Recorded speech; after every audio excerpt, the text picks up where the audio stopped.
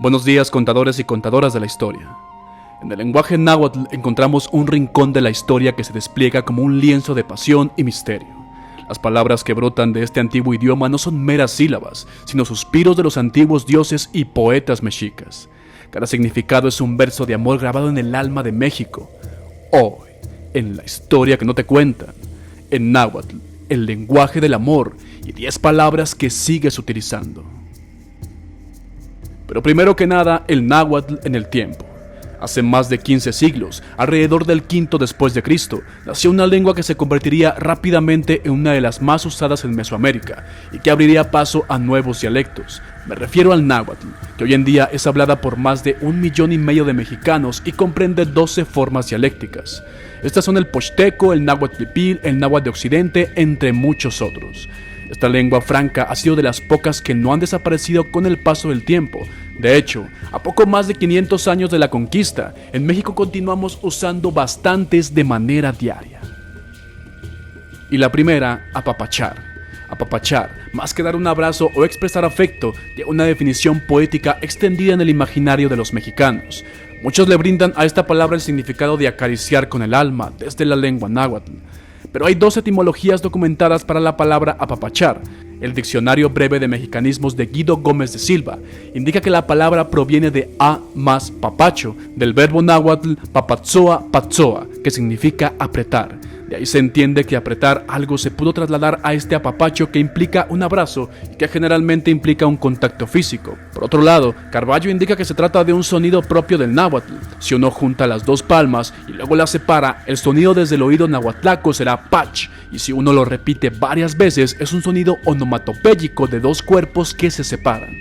Existe otra posible definición también del origen del apapacho, documentada en el Diccionario de la Lengua Náhuatl o Mexicana de Remy Simeón. Además de patzoa, esta voz se asocia a pachoa, que significa cubrir, quedar cubierto de algo, particularmente la gallina que cubría los huevos y los incubaba. Esta también es una metáfora que define muy bien por qué el apapacho es el calor y el cariño que cubre. Sea como sea, ¿quién despreciaría un apapacho? Mezcal. La palabra mezcal deriva del náhuatl mexcali, de metl, maguey e ixca, cocer u hornear. Esto es maguey cocido u horneado. Otra variante de este nombre es mezcatl o mezcatl. Hay mezcales jóvenes, reposados o añejos. Algunos se maceran a menudo con frutas o cáscaras de frutas para obtener mezcales de sabores o licores de frutas. En Guerrero se produce el chichihualco, el mezcal curado, la petaquilla y es famoso el mezcal de Chilapa. En este estado se utiliza principalmente la variedad agave cupreata. ¿Y tú, cuántas veces al año usas e ingieres esta palabra? Número 3. Tianguis. En el México prehispánico, el trueque fue el método más común para poder hacerse de productos y o servicios que necesitaban y de igual manera poner a disposición de otros lo que se generaba. Aunque también se utilizaban monedas como el cacao o herramientas elaboradas de cobre, todas estas actividades se llevaban a cabo en lugares donde la gente se congregaba a realizar este tipo de intercambio comercial y hasta cultural, llamado tianguis. La herencia de los tianguis hoy en día es una mezcla de tradiciones mercantiles de pueblos prehispánicos de Mesoamérica, incluyendo el mexica, y de los bazares de Medio Oriente, llegados vía España a América. La principal característica de los tianguis es que se ubica de manera semifija entre calles y en ciertos días designados por los usos y costumbres de cada población. Ahí la comunidad local adquiere productos, alimentos, ropa, electrodomésticos, entre muchas cosas más. Y por si estabas con el pendiente, la etimología de la palabra tianguis proviene del náhuatl tianquistli, mercado. 4. Popote. La palabra popote es de origen náhuatl. En náhuatl se dice popotl o popotli y se refiere a una caña o tubo largo y delgado.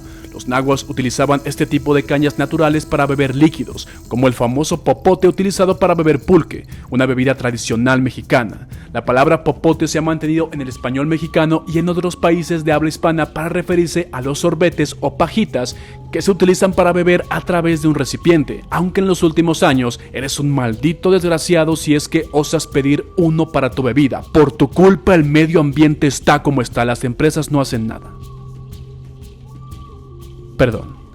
5. Aguacate. En náhuatl, el término es aguacatl, que se refiere al fruto del aguacate. El aguacate es una fruta nativa de América y ha sido cultivada en la región de lo que hoy es México durante cientos de años. La palabra aguacate pasó al español a través de la colonización de América por los españoles y se incorporó al vocabulario español.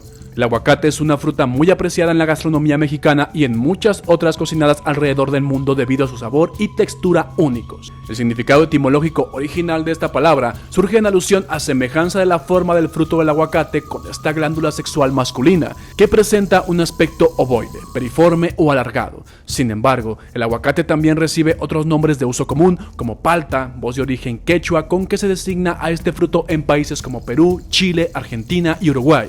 En Colombia, en algunas regiones se le dice cura, la palabra que proviene del chibcha. Papalote. El papalote nos hace volver a una época llena de inocencia, cuando con nuestras propias manos nos reuníamos con amigos y o familia para crear uno de ellos, con la esperanza de que levantara el vuelo y nos dijera desde lo alto todo aquello que podía ver. La palabra papalote también tiene su origen en el náhuatl. En esta lengua, la palabra papalotl significa mariposa. Los antiguos mexicas creían que las papalotls o mariposas podían elevarse hasta el cielo.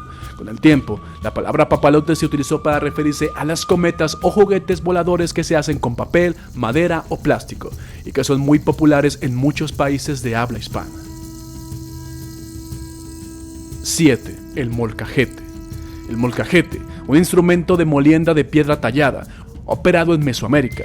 Los expertos deducen que su invención promovió el incremento en el consumo de semillas. Poco después, comenzarían a domesticar el maíz en estas tierras. El molcajete, de náhuatl moji, guisado, salsa, y cacitl, cajete o escudilla, es un mortero de piedra de tamaño variable, con 3 patas cortas en la base, en el que con un tejolote o texolotl, muñón de piedra, se machacan o muelen ingredientes para preparar salsas y otros platillos. Las piedras porosas o volcánicas con que está hecho el molcajete otorga cierto sabor mineral a las salsas en el que se preparan. Un gran número de culturas de todo el mundo han usado este artefacto como mortero. En el caso de las culturas precolombinas, en específico las de México, inventaron el tradicional molcajete, un utensilio al cual ninguna licuadora podrá igualar. 8. Cacahuate. El nombre cacahuate se deriva del vocablo náhuatl tlalcacahuatl, compuesto de las palabras tlali, tierra, y cacahuatl, cacao, es decir, cacao de la tierra. Se sabe de su cultivo en México desde hace siglos. Es un arbusto cuyos frutos crecen en las raíces por debajo de la tierra y cada uno contiene en su interior las semillas. Hay registros de este cultivo en estas tierras desde hace por lo menos 2000 años.